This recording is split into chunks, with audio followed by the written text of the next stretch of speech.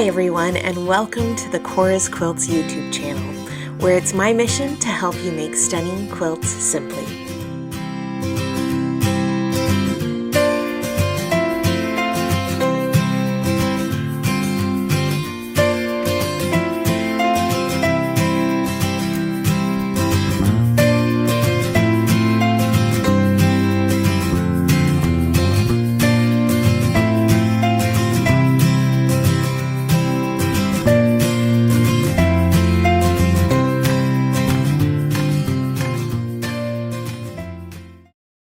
If we haven't met before, my name is Shelley Cavanna. I'm a quilt pattern and fabric designer, and I write quilting books like the Barn Star Sampler. You can find my fabric, patterns, and books at your favorite local quilt shop or online at my website at corasquilts.com. You can also find us on most major social media platforms under the handle Cora's Quilts as well. Today's video is part of a 12-month quilt-along series where we'll be working through the 20 blocks in my Barn Star Sampler book. To sew along with us, you'll need your fabric and a copy of my Barn Star Sampler book. Each of these construction videos assume that you've already starched and pressed your fabric and that you've followed the instructions in the book to cut and label your fabric pieces. If you're looking for more information about this quilt-along program or my thoughts on pre-washing or starching your fabric, you can find the link to all of the previous videos in this series in the description box below. There are no specialty rulers or templates required for any of the blocks in the Barn Star Sampler. The majority of our blocks are made using my favorite stitch and flip techniques to eliminate triangles and bias edges whenever possible. With the blocks that do feature triangles, we'll be piecing our triangle units larger than needed and trimming them down to size, so you won't need to worry about foundation or paper piecing templates either. I'll share a full list of all of the tools used in this video in the description box below, but if you'd like my entire list of our must-have and nice-to-have tools, you can find that information in our Mise En Place video, also linked below. This month, we're finishing off the last of our 8-inch blocks with the Weathervane star and the pinwheel star. These are blocks 13 and 14 in your book. This video is focused on making the Weathervane star, but be sure to visit the link in the description box below for our pinwheel star tutorial. Earlier in this series, I shared my favorite piecing technique, the ever-versatile stitch and flip method. It's a fantastic way to make flying geese blocks and efficient 2 at a time half-square triangle blocks. In today's video, we're going to develop our stitch and flip toolkit even further by practicing some stitch and flip corners. We'll make our first stitch and flip unit using 2 rectangles, and we'll finish the month out with these cute little house blocks. Let's take a closer look at the anatomy of the Weathervane star block. Like several of our previous blocks, the Weathervane star is essentially a 9-patch block assembled in 3 rows of 3 blocks. We're starting with a solid square in the center of the block. The corner blocks contain our inset Weathervane points, while our side blocks or our compass point blocks contain our cute little house units. When I designed this block, I shrunk down the actual block portion a little bit to give the illusion that the block is almost floating in space. And I think that my favorite thing about piecing this block is that rather than piecing a small center block and adding separate borders, we've incorporated the borders into each of the building blocks, saving us a little bit of time cutting, piecing, and pressing the extra pieces. Our Weathervane corners are made up of 2 stitch and flip units attached to a solid square. The first building block we'll need for our Weathervane corner is a B rectangle with a stitch and flip A corner. For these units, I like to mark my stitching lines on the A square first before I pin them in place. Remember to line up your pencil, not your ruler, with the corners of each square for the most accurate stitching lines. Now, unlike our stitch and flip flying geese blocks from our previous tutorials, how we orient the stitching line for this unit matters very much. Using the illustrations in the book as a guide, we want our A square placed right sides together to the right end of a background rectangle, with the stitching line angled from the lower left towards the upper right.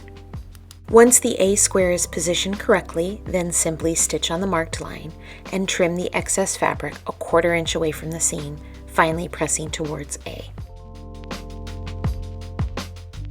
Our second Weathervane building block is a dual rectangle stitch and flip unit, and I promise that it's not as complicated as it looks. Please remember though, if you're new to working with this kind of unit, be sure to practice with some scrap fabric first before moving on to using the fabric for your actual quilt. I think the easiest way to approach stitch and flip rectangles is to do your prep work and your markings on your cutting mat, because the grids will really help you. I just got this 14-inch mat from Omnigrid, and I'm finding that the ability to rotate the mat while I'm working is also super helpful. My other tip for making these units so much easier to put together is actually to glue baste your units before you mark your stitching line.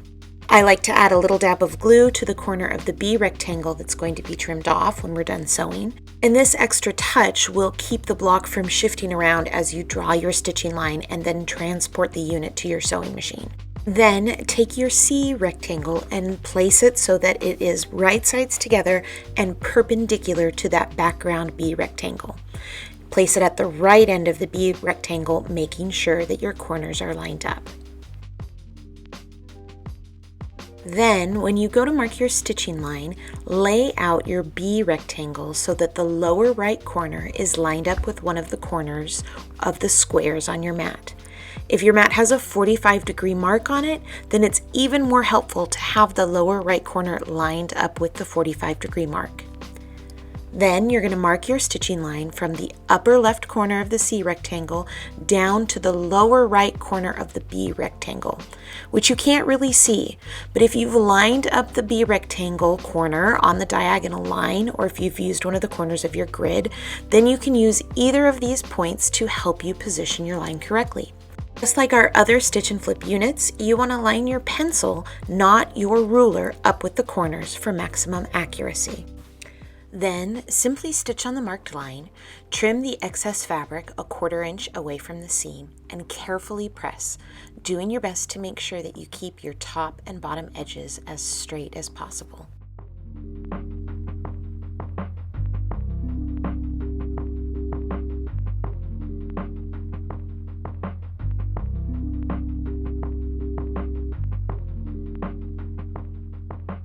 Once you've finished both building blocks in steps 1 and 2, then you're ready to attach them to the right and bottom sides of a D square.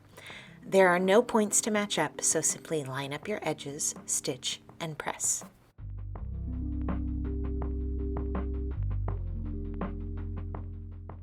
These house units should look really familiar. Essentially, they're just flying geese units that use a square for the background rather than a rectangle. Once again, you'll want to start out by marking your stitching line on the wrong side of all of your E squares, being careful to line up your pencil, not your ruler, with the corners. Then place a marked E square right sides together in the upper corner of the background F square, making sure that the stitching line is pointing from the lower outside edge towards the center of the top edge. Stitch, trim, and press towards E before repeating the process to add an additional E square to the other side.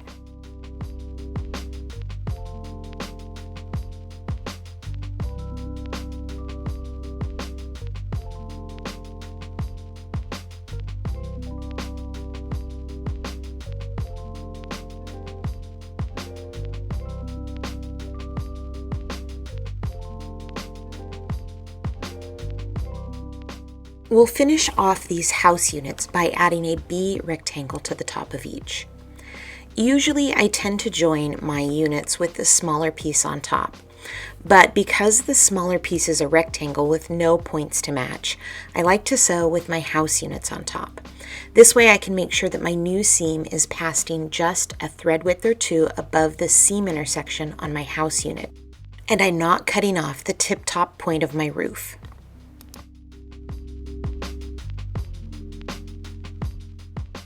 Once you've finished your corner and side units, then you're ready to start assembling your block. Lay your units out into 3 rows of 3 blocks as shown in the book. Then start sewing your units together into rows. If you follow the pressing instructions in your book, then not only will the seams on your rose nest, but the places where the house blocks meet the weathervane corners will nest together nicely as well.